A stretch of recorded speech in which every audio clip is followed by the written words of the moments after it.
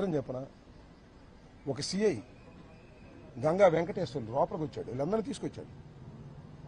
Sir పారిపోండి, police చెప్తున్నాడు పారిపోండి అని, మేము రక్షణ కల్పించలేం పారిపోండి అంటున్నాడు, ఈ గోడ దూకి పారిపోండి అన్నాడు.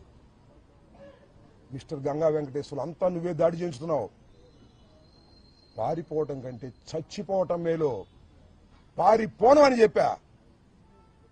ఇలాంటి సంఘటన ఎప్పుడన్నా విన్నారా మీరు చరిత్రలో? సినిమాల్లో అయినా చూశారా? ఎంత దారుణం అండి ఇది.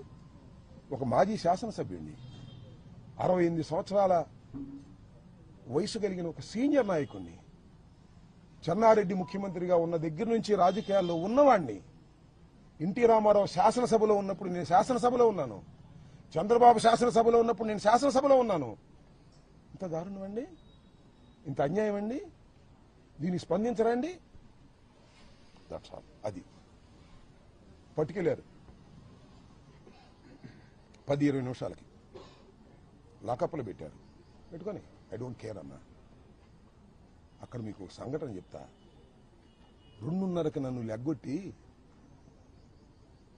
కానిస్టేబుల్ గంగా వెంకటేశ్వర్లు పైకి తీసుకెళ్లారు. నేను కోర్టులో కూడా చెప్పాను, చాలా మంది నమ్మల. అబద్ధం చెప్పను, పోలీసు వాళ్ళ మీద అసలు అబద్ధం చెప్పను. కొట్టడానికి ప్రయత్నం చేశారు నన్ను.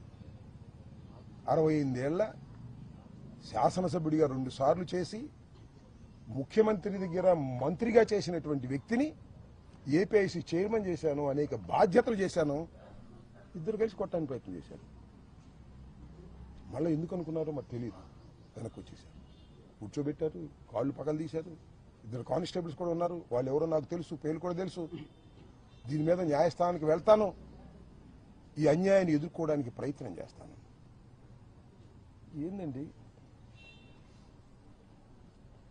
ఇంకొక బాధాకరమైన విషయం మీరు గమనించారో లేదో, నాకు బెయిల్ రాకుండా ఉండేందుకు ఈ వంశీ అనే ఆయన